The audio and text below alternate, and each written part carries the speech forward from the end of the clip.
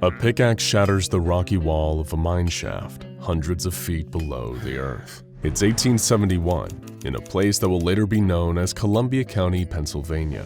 Men performing back-breaking labor, their hands and faces blackened with dirt, all working in pursuit of that immensely valuable rock, coal. It's the fuel for the booming industrial revolution, and much like how dragons were said to guard gold, this more modern treasure pointed to an even more terrifying monster. A monster that the SCP Foundation would someday come to know as SCP-1179. But these unfortunate and underpaid miners had no idea what they were about to discover. One of the men working there that day, Rob O'Dwyer, was hammering away at the wall in front of him when he heard something strange. Was that an echo behind the rocks? This could mean only one thing. The rocks in front of them were hollow. There had to be some kind of space hiding behind them. O'Dwyer struck again and again at the rocks in front of him until the barrier finally tumbled away. He and the other miners suddenly felt a gust of cool, ancient air from the vast and darkened cavern in front of them sweep through the mine. They felt like they were standing on the edge of something truly otherworldly. As they lifted their safety lamps high and crept carefully into the dark, it dawned on them that they were likely the first human beings to ever set foot here. But that didn't mean something non-human hadn't gotten there first. O'Dwyer's lamp soon found something in the dark. A huge figure curled into a crouching position, hiding its face. It was made from stone, like an enormous yet incredibly detailed statue of something almost human, but not quite. The petrified thing had two great horns on either side of its head, twisting into spirals like that of a huge ram. Word of the giant frozen monster hidden in the bottom of the mine soon made its way back to the foreman, and then back to the mine's owner, one Sean O'Malley. If it were anyone else, perhaps this news would have been taken to the press immediately, and the Foundation would have taken control of the situation just as quickly. But Mr. O'Malley was no ordinary mining magnate. He was a member of the Molly Maguires, an Irish-American secret society whose members were predominantly coal miners in Pennsylvania. Sean and the other Molly Maguires dubbed this anomaly the Sleeping Stone Giant and conspired to keep it a secret between them, as secret societies have a habit of doing. Though the Molly Maguires were disbanded less than a decade later, they were all sworn to secrecy on the Giant's resting place. Until, of course, a descendant of Sean O'Malley, his grandson Ian O'Malley, was chosen as a prospective agent of the SCP Foundation.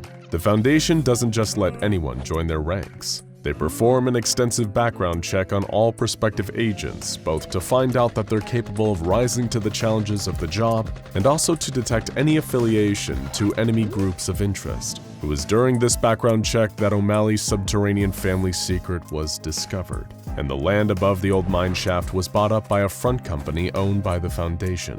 The Sleeping Stone Giant was finally in capable hands, and in keeping with standard procedure, a research site was built above the Giant to gather data and keep an eye on things. At the time, the anomaly was considered extremely low risk. Its containment file read, SCP-1179 is apparently dormant, encased in the bedrock under research site. Apart from simple monitoring and standard research safety protocols, no additional containment is deemed necessary at this time. But of course, those simple containment procedures would soon need updating. In 1962, the town of Centralia, Pennsylvania had a trash problem. There were 8 illegal trash dumping sites across the town, and to combat this issue, the town council opened up a huge landfill in an abandoned mine shaft. You'd think this would be enough for the moderately sized town, but humans have a tendency to produce a lot of trash, and they soon filled up the new landfill too. In order to address the issue, the town decided to do a controlled burn of some of the garbage. It should have been simple enough, but those who lit this garbage fire didn't follow proper safety procedures and ended up accidentally igniting a seam of anthracite coal. This was like lighting the fuse to the world's largest stick of dynamite, and fire soon coursed through the long abandoned mine tunnels. When the fireball finally reached the Sleeping Stone Giant in his dark pit, the beast woke up. In that instant, an otherwise uneventful day quickly became a brutal bloodbath. Researchers walking through the base felt a monstrous rumbling beneath them. Heat sensors were burning up and seismic readings were off the scale. Something was climbing up towards them.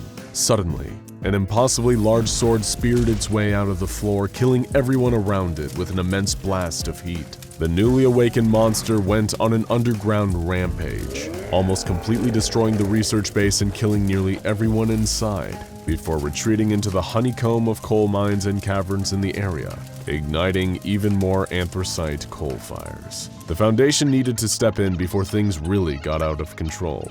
At present, the Foundation couldn't properly administer standard area construction protocols for Keter Class SCPs, so they instead designated the mines, caverns, and surrounding countryside as Area 179, and dispatched mobile task forces to try and contain the beast rampaging in the Centralia mines. But much like the fire that started this whole mess, the beast proved much harder to control than initially imagined. All 5 of the expeditionary teams sent to apprehend the monster failed, and many team members were slaughtered in the process. From the terrifying accounts of the survivors, we have a vague idea of the nature of the beast below. No pictures of the creature exist, and exact descriptions on the beast can vary. Whether this is because the beast frequently shapeshifts or because it has some kind of cognito-hazardous effects on those who view it is unclear. The most frequently reported characteristics of the creature are its immense height and the extreme heat that its body exudes. Many report that the creature's body seemed to be formed of a mix of hardened lava, pure fire, and burning smoke.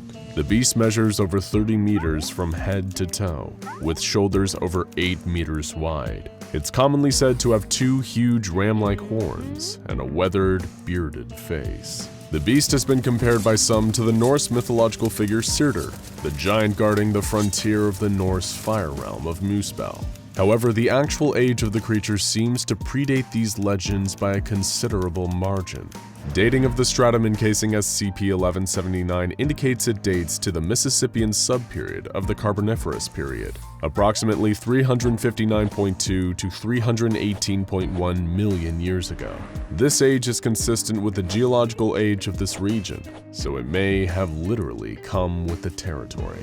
Less common descriptions of the beast claim that it has huge wings, eyes made of hellfire, and fangs as long as a man's arm. Some say that the beast has neither horns nor fangs, and its face is encircled by flames which reach down into a long beard of fire.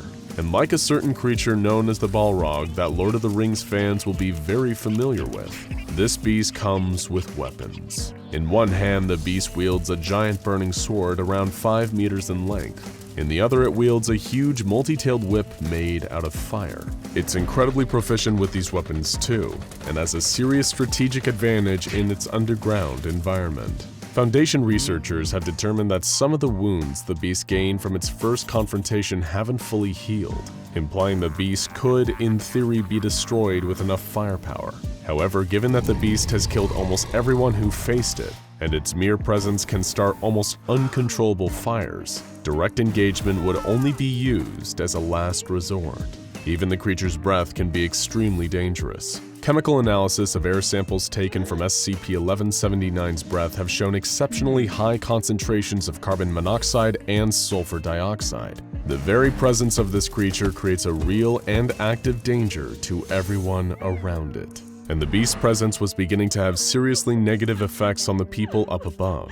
By the 1970s, the Foundation had given up on sending mobile task forces into the caverns, and instead began to focus on depopulating the town of Centralia to prevent further fatalities from the presence of SCP-1179. The subterranean activities of the creature were causing collapses in some areas, and noxious fumes were beginning to rise up from cracks in the ground. As the constant raging fires burned beneath the earth, they were causing everything above to slowly melt or bake.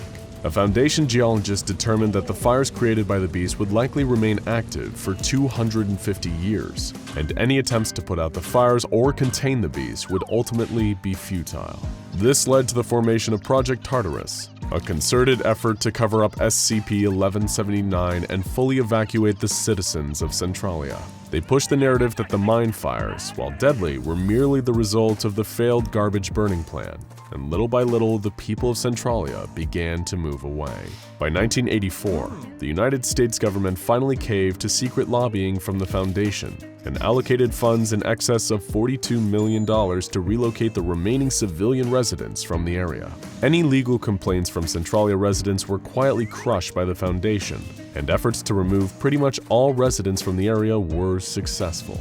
This allowed the Foundation to finally cast a wider net and administer Keter Class containment protocols around the 2-kilometer underground zone where SCP-1179 resides. The Foundation has continued studies on the beast from below in the decades since, with some scientists even suggesting it could be used to produce geothermal energy, but whether or not that would actually be feasible remains unknown. For now, SCP-1179 seems content to stay within its zone, and hopefully it stays that way. But as we're forced to dig deeper and deeper for the remaining precious metals here on Earth, there's no telling what new dangers we might find lurking far below the ground. Now go watch SCP-2000 Deus Ex Machina and SCP-2935 O Death for more freaky places under the SCP Foundation's watch.